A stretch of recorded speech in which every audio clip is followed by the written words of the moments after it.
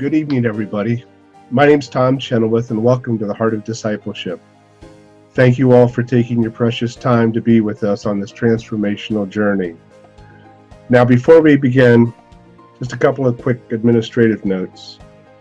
As always, you're encouraged to submit questions or inputs during this webinar, and Carmen will try to respond to everybody. The readings are done using various Bibles in order to make everybody feel at home so that nobody feels disconnected from this. If you're having any problems with the broadcast, please send me an email during the broadcast and I'll try to get back to you. Please put your cell phones on stun so you can focus on being present here with us.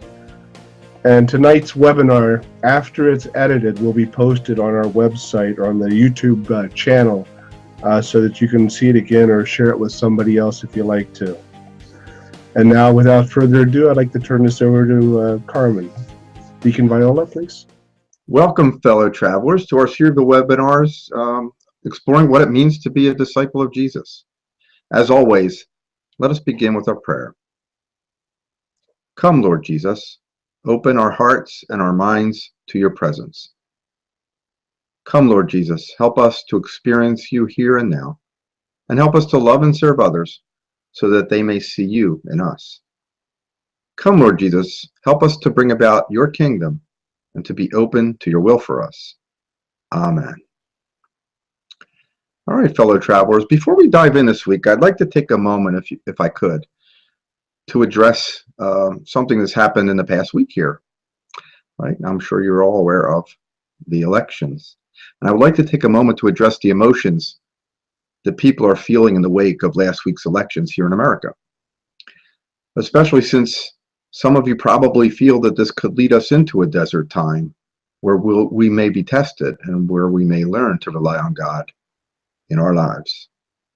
And please note, like everything else we talk about here, this is only my opinion. But the conversation, I believe, is so relative to the work that we're trying to do. And all the concepts that I'm going to talk about now, Jesus talks about. In fact, we're going to go over them individually in due time together. But I'd like to address it because I know that at church this weekend and throughout the whole week, people just wanted to process what happened. I know I look at America today, rather a better way to say it is I look at the people in our country today, and I'm saddened, and I've been sad and felt heavy all week. But it wasn't because one person was elected over another. It was because we are so polarized and divided in our oneness. And I wondered, why is there so much passion and hatred and anger and fear in a country blessed by so much abundance compared to the rest of the world? I'm not sure if you're aware of it, but billions of people live and subsist on $2 a day. So I just kept wondering where all this negative energy comes from and why it was all pent up for so long. And I read a bunch of stuff, and rather than analyzing all these differences and trying to read through all of the stuff and the malarkey to get to the heart of it, I just tried to look at, all right, there's a whole bunch of diverse people. There's a whole bunch of opposition. What do they all have in common? And the answer, at least to me, seems simple. No one at all felt like they were being listened to or heard. And while everyone seemed to feel passion in their convictions, all were essentially motivated by fear of the opposing point of view. Everyone seemed to feel ignored by the system, especially what we call the working class here. A system that made certain promises to every single group. And again, with these promises come certain expectations and entitlements. In ancient time, the system, the status quo, was the voice many times of the accuser, the voice of the power, the voice of the ego. In ancient times, it was translated as simply the voice of Satan. In this election, nobody cared much about facts or truth.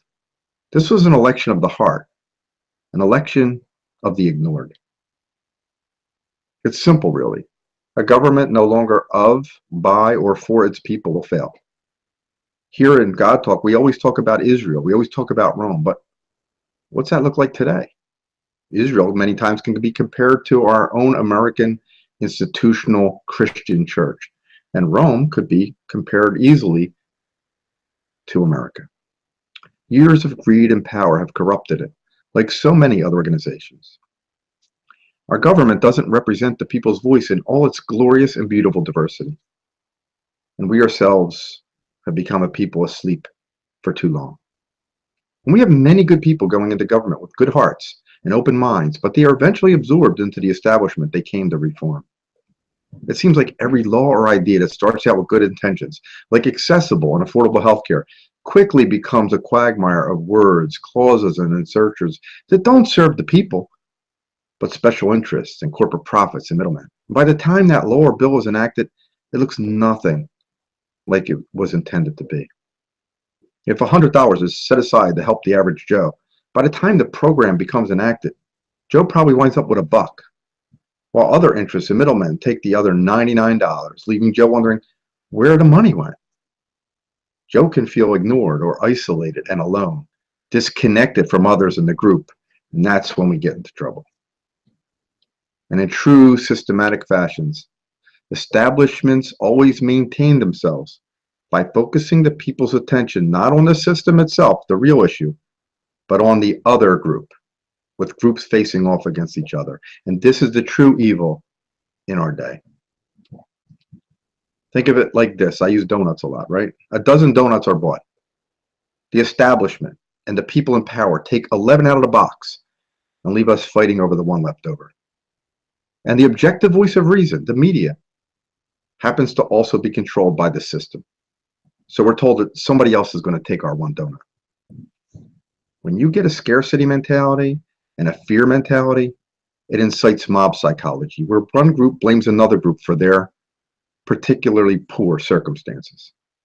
We then focus our anger and our fears on one another, leaving no room for loving of neighbor, especially when they don't see the world like we do. Wealth, the one thing God doesn't care about, but the one thing that Jesus talked most about. Why?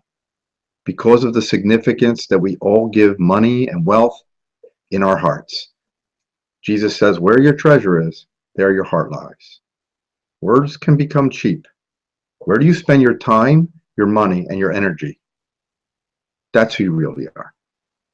Now, collectively, we're all social creatures, interdependent upon one another, each with a unique and special way of viewing the world.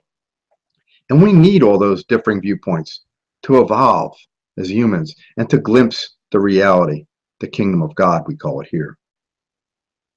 And collectively, we all want to feel loved and have a sense of belonging to our families, to our communities, to our country, to our way of thinking, to a group just like us. Isn't that, in fact, what we do here? You see, it validates who we are and gives us a sense of worth and some security. We run into trouble, however, when one group comes to think that their way of thinking is better than other ways of thinking, or that one group values are better than another group's values. And when a group isolates itself and its ideologies, it then disconnects itself from the world and from other people's points of view. Then becomes very easy for that group to lose their way. And what if that group is your government, initially created to represent all of us? You know, all forms of government, I don't care what you want to call it, socialism, communism, capitalism, they all start out created by people to care for the members and ideals of the group. And they all at its heart start out in a grand vision. But all forms of government or organizations will eventually fail if they're corrupted by power, and they can easily lose their way. Now, I'm not here to change the system or talk politics. That's not what I'm about today. But one of the things that I've been having conversations with all around, and I don't think it would be doing my job if I didn't address these things, is what is our Christian response in all this? And in fact, a lot of what we're going to talk about tonight, Desert, coincidentally, talks about some of these things. What can you and I do? I think the first thing we need to do is to listen to one another. I mean, truly listen with compassion, meeting the other where they are. Because we're quite literally all in the same boat. I have a cartoon where there's a boat and it's kind of lopsided like this, and the people up here are having a cocktail, and the people at the bottom are literally taking buckets of water out of the boat. And the people at the top say, I'm glad I'm not in their shoes. You know, there's only one planet. There's only one place for us to live. And there's no one person here on the earth, I got news for you, that's going to be our Savior. And we already know as Christians who that is for us. Instead, we must do the hard work of the people together to enact slow and deliberate change. For it will be a process, and we're going to talk about that tonight. Or it's all going to come crashing down, as God's own temple did once long ago. We have to stay awake and aware. Everyone, regardless of race, religion, or ideology, everyone wants to feel like they matter. So tell somebody personally today that they matter to you. Be kind to one another, the currency that grows exponentially. Be loving to one another, open and non-judgmental as Jesus taught us. We need to personally take accountability and responsibility for our own choices and behaviors. No more finger pointing.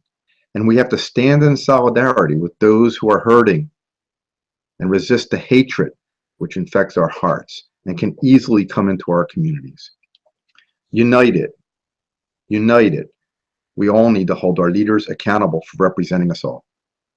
And do not let those in power in the media lull us into a false sense of security or complacency. We must keep our eye on the real evil in the world. I'm not sure you noticed, but currently 95% of all elected officials, people that go into politics and then actually get elected and stay elected, are those who spent the most money on their campaigns. So it shouldn't be hard to figure out how career politicians have been bought and sold over the years by special interests. In other words, any system controlled by cash flow is going to inevitably be corrupted. It can be no other way. And this is the hidden and deep evil in our society today. And that's really where I wanted to attack. It's an evil that gives a corporation more privileges than a human life. An evil that says one person's life matters more than another. An evil that says one group of people are more important than another group of people. And regardless of your point of view, regardless of your circumstances, let me be clear. We've said this before. Even with all of our differences, everyone on this planet, everyone has been created by the death and resurrection of a star. We talked about that in creation. That's how carbon's created.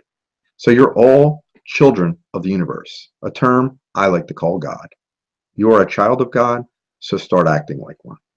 And as a child of God, also know that you are all worthy.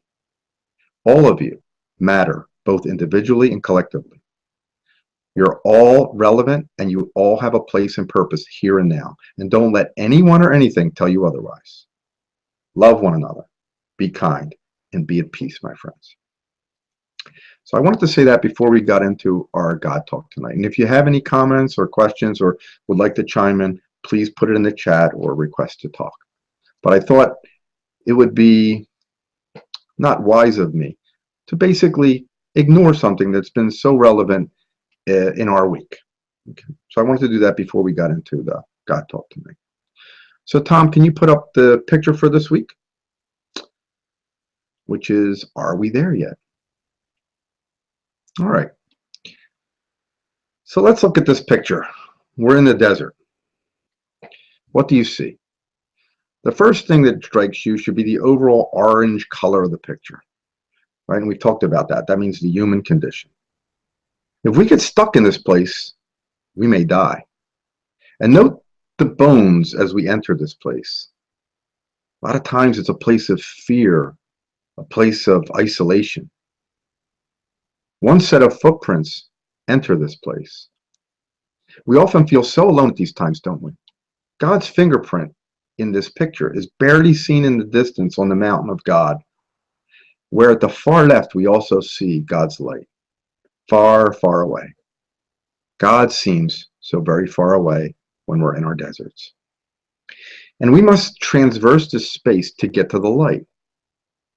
In the bottom right-hand side of the picture is our friend the serpent, telling us, why bother at all? Why risk anything? Come, seek the shade. There is life here with me. Stay. Now note that small tree. It denotes life, but it's stunted and small. And what's also interesting here is that in reality, the light is all around. The Ruach can be seen from anywhere in the picture. The paradox is that When God seems so far away, it might be at this very moment that you experience God with you right here in the desert. Now, the opposite page shows the treasure of Egypt being left behind as one becomes naked and bare. You see all the gold and the mirror for vanity. Worldly stuff has no value here and may even hamper your journey. You see, you can't leave Egypt without discarding Egypt from yourself. Remember, we just said, where your treasure is, there your heart lies. All right, so are there any questions about the pictures itself? Our first reading is from Numbers chapter 32, verse 13. The Lord's anger burned against Israel, and he made them wander in the wilderness 40 years, until the whole generation of those who had done evil in his eyesight was gone. Our next reading, Deuteronomy chapter 29, verses 2 through 6. Moses summoned all the Israelites and said to them, Your eyes have seen all that the Lord did in Egypt to the Pharaoh, and to his officials, and to all his land. With your own eyes you saw those great trials, those signs, the great wonders. But to this day the Lord has not given you a mind that understands, or eyes that see, or ears that hear. Yet the Lord says, During the 40 years that I led you through the wilderness, your clothes did not wear out, nor did your sandals on your feet. You ate no bread and drank no wine or other fermented drink. I did this so that you might know that I am the Lord your God. Our next reading is from Nehemiah. Because of your great compassion, you did not abandon them in the wilderness. By day the pillar of cloud did not fail to guide them on their path, nor did the pillar of fire by night to shine on their way to take. You gave your good spirit to instruct them. You did not withhold your manna from their mouths, and you gave them water for their thirst. For 40 years you sustained them in the wilderness. They lacked nothing. Their clothes did not wear out, nor did their feet become swollen. And our final reading is from John, chapter 14, verse 27. Peace I leave you, my peace I give you. I do not give to you as the world gives. Do not let your hearts be troubled, and do not be afraid. So, what are some of the concepts of the readings that we heard today, and where are they pointing us towards? You know, when we're in the desert, nobody likes to be in that place. That's just the first thing. And the desert for us is a paradox. It's an in-between time, a place of danger, and also a place of solace, where we learn about God and about ourselves, where we come to trust God and learn the lessons of having just enough, and relying solely upon God, where we become naked and shed our old ways of being, a place where we work through our own metamorphosis. David Frail says, the desert is a spirituality of struggle, which is inevitable as we seek to know and to journey into ourselves, to face the demons in the depths of our own personalities. It is a struggle with the apparent absence of God, and a struggle in the darkness of our own emptiness and insufficiency. And I say it is also in this place of absence that right here we can actually meet the living God. And for many of us, the desert can also be the monotonous routines or the in-between times in our daily lives, the mundane, the crowded buses, the long lines, the traffic jam, changing diapers, dinner and dishes. These are some of the very real first world deserts that often we find ourselves here moving through. But stay there. Stay right where you are. In fact, enter into the disturbed solitude. Let your silence be spoiled by those sounds, because that's probably your desert experience. Thomas Merton said, when society is made up of men and women who know no interior solitude, it can no longer be held together by love. All right, so let's just see if we have any comments at all before we go into our first question. Sue says, so as we hear that Steve Bannon is appointed, are we in a desert where we let go and trust God? Okay, well, again, the ways of the world are the ways of the world. And I know that regardless of who is in office or who the administration is or who our leadership is, that there is going to be trial. And there's going to be, especially in this country that's very polarized and very divided, that there is going, I believe, a desert time for us. And that's not necessarily a bad thing. Unfortunately, sometimes change comes during great upheavals when the status quo maintains itself on the backs of everyone else. Where, in fact, in every civilization, where the rich are so much richer than the middle class as they become the poor. And so that house of cards will always inevitably fall down. The ways of human just don't hold up to it. So perhaps we are going to go through a desert. And even if it's not the desert of the country, it's your own desert because of what you believe in and because of how you move in each day and the things that you think about in your own lives. And Greg says, or perhaps the way forward is to take the message of the gospel and act on them to the best of our ability. You know, when we talk about this, I don't know if you're familiar with Maslow's hierarchy of needs. It's like a pyramid. When you and I sit here in the comfort of our own homes and we talk about God, we're usually at the ego part of that or the self-actualized part of that pyramid. Down at the bottom part is security and safety and just the basic day-to-day needs. If you can't make ends meet, if you're starving, we're not having this conversation. You're praying to God for food. You're praying to God to take care of your family. You're praying to God for safety. Okay? If you're in Syria right now, they're the kind of prayers you're saying. When you're in America, we can have this conversation. We can talk about our God in the beginning.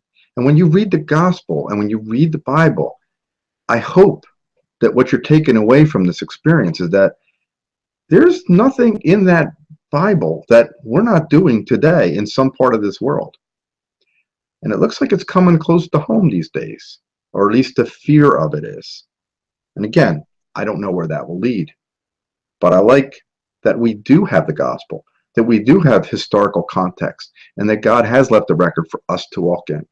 It's never easy. What happened to all of those Christians? I'm not saying that we're going to be persecuted and put to the stake, but I got to tell you, there are more Christian martyrs today than there have ever been in any time in human history.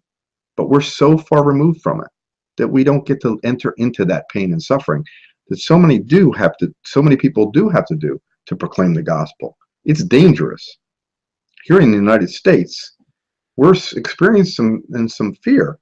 And I got to tell you, I'm not used to that either. We live in a very high-minded society where we self-actualize and where we're given so many blessings, where we don't subsist on $2 a day, where you don't know where your next meal is going to be, when you don't know when that drone's going to hit, when you don't know if tomorrow the next building could be blown up. We don't live in that world. We help create some of it, unfortunately. And we're going to talk a lot about suffering and those kinds of things later on when we get to Job. But yes, for us Christians, we can't control our circumstances. We can't. I didn't ask to be born here. I didn't ask to be a white person. I didn't ask to be all these things. I have to live with that. And the only thing that I can use as my guidepost as I move forward is the Gospels. Jesus shows me a better way to live. Had I been born in Asia, I may be looking at Buddha to show me a better way to live. But the way of love, the way of showing the other person in front of ourselves as Jesus taught us and taught I. So that's the kinds of things that I'm going to be looking at. They're the kind of things that I'm going to be moving forward. There's going to be all different circumstances in our lives. What holds it all together? Okay. In fact, a lot of our walk through discipleship, a lot of the different things that we'll be looking at, a lot of these different pictures are snapshots of different situations or circumstances that we may find ourselves in. Last week, right? So you had the Egyptians, right? Who, by the way, there was generations of generations where the Hebrews were in very good standing with the Egyptians, and then something changed. And then all of a sudden, the Egyptians found themselves on the outs. They were then the slaves.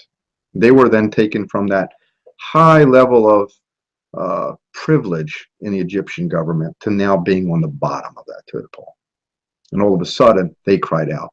They were in pain and suffering. And God heard them. God leads them into the desert. He just doesn't give them the promised land. In fact, Moses never walked into the promised land. He makes them wander around in the desert. And we're going to talk about that for a second. For 40 years. Then he leads them to the promised land. And that's your final test. And that's your hardest test. And that's the test we're going to talk about next week that we're in the United States right now. The test of having it so good. The test where we forget God. The test where God doesn't matter to us anymore. So, God talk again. This is layer upon layer. And I don't know where each one of you is or are. And some of you aren't even in the United States. We have listeners from other countries as well. So who knows what your specific circumstances or situation is. The one thing that we can talk about together is that if God's at the center, our lives will be richer for it. Okay. All right. If you can read this first set of questions. Why were God's people taken through the desert to freedom? Okay. Why does anybody think that God used the desert to give the Hebrew people their freedom? Do you think they felt free when they didn't know where their next meal was going to be? Or when they didn't have all of those privileges that they took for granted in Egypt, but all of a sudden didn't have access to? All right, so let me answer some of these. And again, after you have comments or you think of things, I know that there's a little bit of a delay. Please feel free to type in the chat, and we'll get to all of the questions and all of your comments as we can. Okay. So on the first question, again, I'll reiterate. Sometimes it seems like when we're in the desert, God is so very far away. And we wake up in the morning, we go through our day, and we wonder what happened to time. Life seems to just eat up the daily grind, eat us up in our daily grind. And it's easy with the speed of our life here in this country to feel like a feather in the wind. We end up wherever life takes us, but we sometimes don't even know how we got there.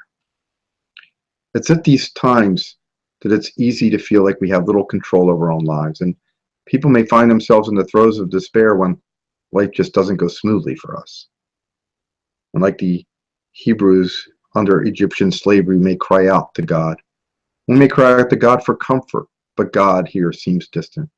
Nothing seems to help. So what do? Before Jesus started his ministry, he removed himself from the whirlwind of his daily life, seeking the silence and solitude of the desert. It is in the silence that we too can find that God is never more than a breath or a whisper away. Because in the desert, in that place outside of the world, sometimes we can gain a sense of perspective. Here we experience God as real, and the world is nothing more than the illusion. The life in which we find ourselves is nothing more than a freely chosen, self-constructed reality. In fact, we're going to talk a great deal about the sacred silence when we speak about the story of Elijah a little later in the series. In Hebrew, they say there's a difference in the knowing, what we would call intellectually knowing and experientially knowing, a knowing in the heart that we probably call wisdom. In our day and age, we have instantaneous access to information and knowledge, but we often lack the wisdom that goes along with it. In order for God's people to be free, in order for God's people to learn, they had to experience the desert. There's no other way. Any comments? Sue says, okay, perfect. When we are weak, then he is strong. Exactly. It is in those times when we're weakest, and we'll see that when we cover the story of Samson, that in those times, we then rely on God, right? And that's part of what the desert experience does for us. In fact, Jesus, will learn later on, when he has his tests in his wilderness, they're the same exact tests that the Hebrews had to go through. And they're the tests that you and I go through to get through our desert experiences. And we'll talk about that more when we talk about Jesus's baptism. Tom, I'll put up the second set of questions, please. When God led his people into the desert, how did he use the experience to remove Egypt from his people? What does the desert represent? Okay, and again, if you have ideas, just throw them out at me while we talk. And I'm just going to throw ideas, again, opinions, things that I've learned or ideas that other people have had that literally just get coalesced into these answers. So again, Sue kind of alluded to it. The desert is a place where only God provides. It's a place of total vulnerability and powerlessness. And we talked about vulnerability right back in creation in the garden. And here you have to rely solely on God. You don't really have a choice anymore. It is the place that we're laid bare and are able to die to our old self.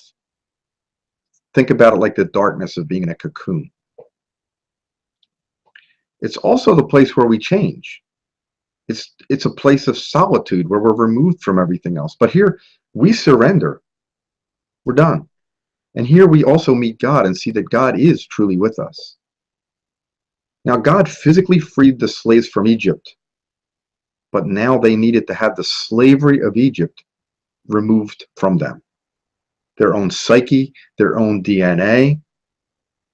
They were in the desert for an entire generation to see that Egypt got removed from them. Desert here represents the hardships, the trials, the suffering, and the time it takes for change, real change, to happen. The Bible frequently uses the term 40 to denote a long time, to denote also this time of trial and hardship that we go through. The Hebrews wandered away in the desert for 40 years. And Jesus, when he was driven into his wilderness experience, it lasted for 40 days. Comments or questions about why the desert? Okay, Tom, the third set of questions, please. Are there different seasons to the spiritual life? Okay, so Greg says, before we get into that, I think part of it is to strip away illusions and preconceptions to get to the root. Today, it might be like facing the reality of the root causes of our many issues. Thank you, Greg. I'm not sure what you do for a living, but I'm in business and I actually work for the government. So I'm an insider in that sense. But we have something called the 5 whys, which is a root cause analysis. If you ever want to get to the bottom of something, ask the question why 5 times. And then at the end of that, you'll get to the root cause. And again, most of our lives, most of the things that we spend a lot of time, effort, energy, money on are things that in the scheme of things are not the heart of the matter.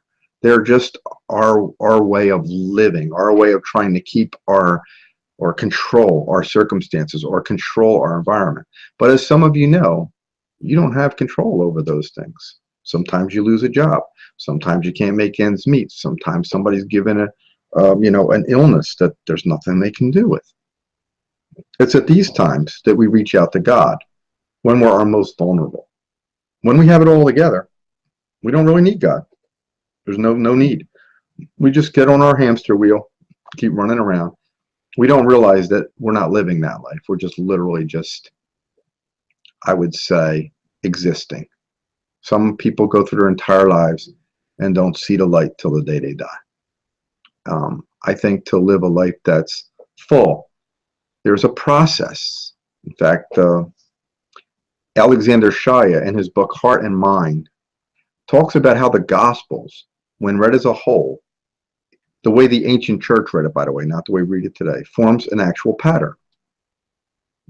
That is, Matthew, Mark, John, and Luke walk us through the evolving journey of life reflected in our myths. And you've heard maybe Carl Jung talk about that, or Joseph Campbell and others. That is, we start with a change, right? There's something that's going to change in our life. Sometimes we do it on purpose, and sometimes it's thrust upon us. There's a change. And then there's always trials and suffering that we go through, right? We have to get through this.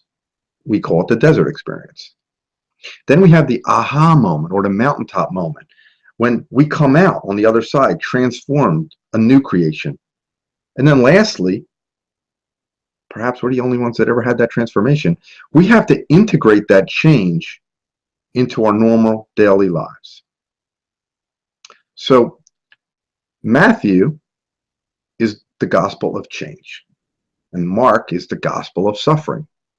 John is the gospel of transformation, and Luke, to include Acts, he wrote both pieces. Well, what do we do with it once we've been transformed? And Luke shows us that. Brian McLaren, in his book Naked Spirituality, also uses 4 areas of change and looks at different aspects within the spiritual seasons that we all go through. So again, depending on which spiritual season we're in, then that's going to be the way we relate to God. Okay. All these very human transformations follow the literal seasons and how we view where one may be, right? Autumn, change. Winter is death. Spring is the new creation, and summer is the new normal. And this all repeats itself again. It plays out on the cosmic scale as you look in nature, and it plays out on the sublime through you and I. And this is the process of what it means to be human and to live a life. As we all continually walk this journey, we're all in different places as we grow and evolve. It's what the Apostle Paul talks about when he uses the Greek term metamorphi, where we get the word metamorphosis. All right, so let's see. We have some comments. The unexamined life is not worth living. Socrates, perfect. And Tom says, the deeper we go, the deeper we have to journey. When do we know we are there? Good question. So when do we know we're in each stage of the game? One thing that I like to teach my children as they grow is self-awareness. And that's an important thing. Sometimes we go through life and we seem to have no control of it, or no control of ourselves. And in that sense, we could blame our environment or blame other people in it, or not take real responsibility and accountability for ourselves. When we become self-aware, when we can watch ourselves or watch others reacting to us, then we can start to kind of see and analyze as we're feeling these emotions, as we're moving through life, we can kind of see removed from ourselves. Okay, and they call that detached observation, where literally that's the shalom, that's the piece of us that is connected to the divine. That's the piece of us that's not it's not leveraged by our circumstances. Okay, we're not the top in the wind. It's what the wind becomes. It's the thing behind the thing. Okay, so the idea here is to try to understand where you are and to know when you're in a desert. There's things we can do in a desert.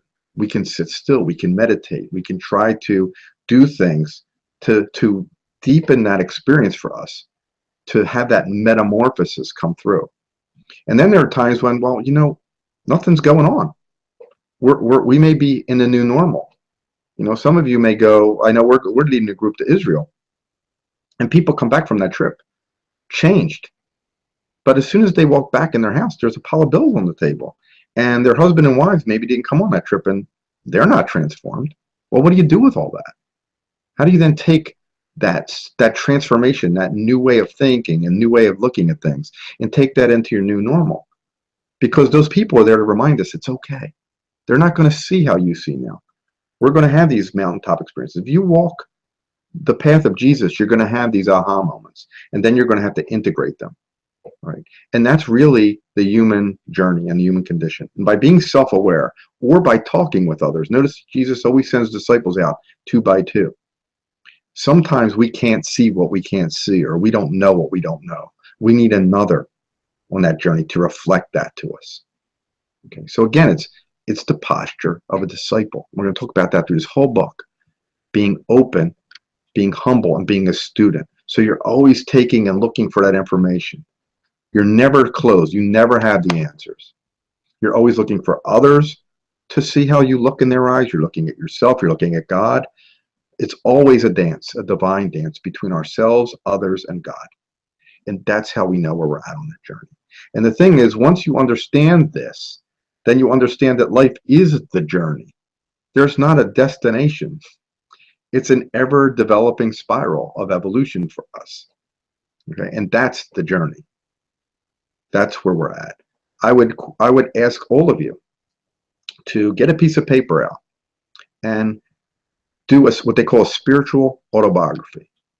Look at all of the milestones in your life, the time when your life really, really sucked, the times in your life that were really, really great, the things in your life that changed directions, that moved you in a different direction, and write it all out, the good, the bad, and the ugly.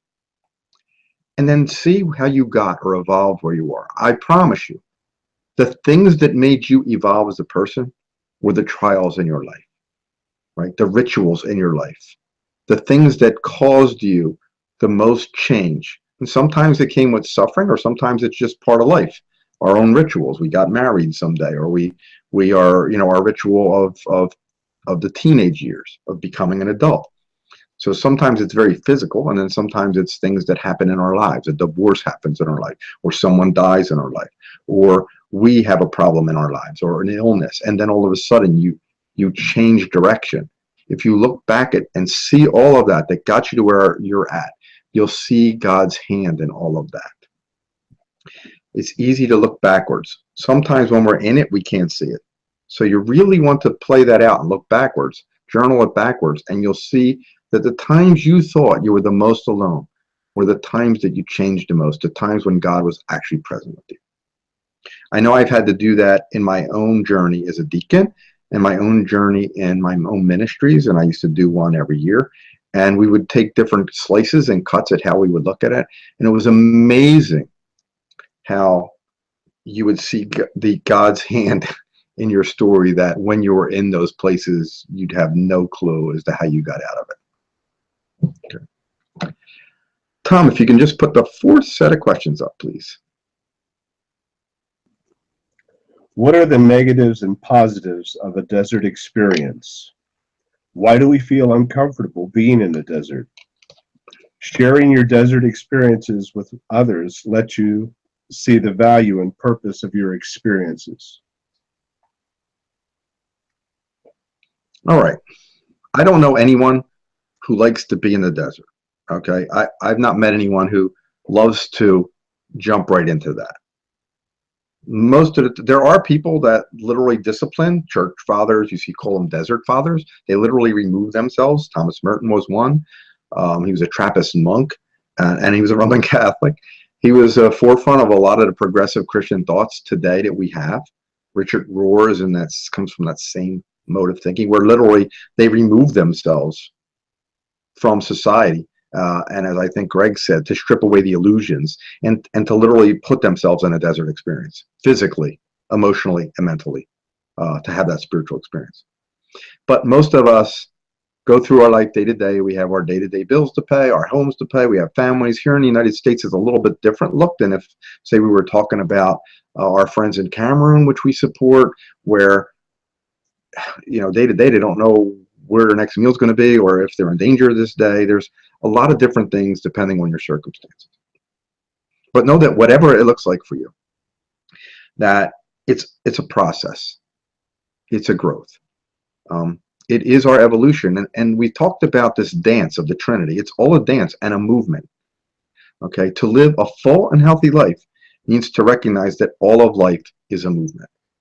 And however hard we try to either remain in one place, or where we're comfortable and we want to just hold on to that, or we get stuck in a place. Maybe we can't forgive someone and we hold on to something deep inside, or maybe there's some envy there. Whatever those things are, greed, they tend to weigh us down and hold us in a place where we have a hard time evolving. Think of it like a wave, right? Okay, so if you would, life is a wave. Everything happens in waves, right? Look at your children's growth. They always have a growth spurt. They don't grow in a nice sloped line. Everything in life happens on a wave, okay? And we're talking about the same exact thing here, right? You have the death, you have the change, you have we have the mountaintop experience on the top, and then what do we do with it? And then we go back through that cycle again. Okay, and the idea now is that this wave moves ever forward, ever onward. So we continue to move that spiraling upwards. We try not to get stuck, and we try to evolve through those processes. But it is a choice we make. It's a commitment. Sometimes, like I said, we're thrust in the desert without a choice. Sometimes we choose to enter the desert because only through it can we become a new creation. Sometimes we're addicted to something. Sometimes we want to do something physically for ourselves or for our children or for our families. And we have to enter the desert. We know that we cannot keep moving the way it's going. It's not going to work. It's broken. You saw some of that in this election, right? We can't just keep moving. We want to evolve into something greater. You know, the system has to break sometimes. And again, you want to become a new creation. We want to become a new group. We want to become a new people. But you know what? Look in the Bible. Look at the Gospels. How do you become that? Only by way of the cross can we get to resurrection. We must move forward and upward. We must evolve and grow, dying to the old to bring in the new, or we will get stuck. There's no other way. It's many little deaths. Okay, I liken it to a caterpillar, right? A caterpillar literally has to die to itself. It can't just keep consuming and eating and eating and eating, right? The American dream, eat and eat, consume, consume, consume. No, at some point, it goes into a cocoon and dies to itself to be resurrected into something that doesn't look anything like a caterpillar. Okay, it's not a great big caterpillar now. It's something totally different. It has beauty now. It can create itself now, and it could bring beauty into the world through pollination, through flowers. It can have more butterfly babies, and it just literally realizes its true potential. Or you take a seed or an acorn, right? You bury it down in the earth. A great big acorn don't come out. It literally has to die and break itself open in order to realize its true potential as an oak tree. So all of these things are these processes. And again, being self-aware, I wonder what it is that you have to die to. Do you have to die to your addictions, to your hold on something, to your comfort levels, to your money, to the things that literally rule your life? Again, look at your treasure. Look at where you spend your time. What are the things you think you have to die to follow Jesus? What are the things you have to die to metaphorically to become a new creation, to continue to evolve as a person, as as a social group, as a family? All of the things that we have to do. And again, this is not easy. We just don't jump in to the cross. Okay, it's a posture, and it's a discipline, and it's something that we just need to understand. And it's never easy. The way of the cross is never easy. That's the route that we take as disciples. And again, it could be a real cross, it could be an illness, it could be whatever, or it could be something metaphorical, something of a metaphor that we have to get over ourselves, something that we're addicted to inside, or something that's keeping us from our true potential. Maybe we can't let go of a grudge, or maybe we just are fixated on having more and more and more, and we have a scarcity mentality in our lives. These are the things that we all have to be self-aware on to grow. So, do we have any final comments or questions for this week? Okay. Well, let us pray then. We want for nothing if we journey with our God. His footsteps leading, his hand is steady if we should fall. We want for nothing if we listen to our God, his gentle whisper breaking through the deserts of our life. We want for nothing if we rely upon our God, His grace enough to bring healing into broken lives. Thank you all once again for joining us this evening. Thanks to Tom for all of the work behind the scenes and bringing this to us as his moderator. Thanks to my tech lead and my editor, Stephen, who comes home and edits all this and gets it ready to go to YouTube. Without them, we wouldn't be having this webinar. I urge you to look at next week's picture and questions in advance, and feel free to send any questions you have about this or comments to theheartofdiscipleship@gmail.com. I will make sure that I get them answered to you. And also, if there's any comments or anything that you could think of to make this better, please let us know. Again, we're still using the old way of doing business. We're going to, as soon as the software changes, we're hoping that we'll have a lot more live discussion at that time. So again, thank you all so much. We'll meet you next week in the land of milk and honey. That's what happens when we get out of the desert. So go in peace to love and serve the Lord and one another.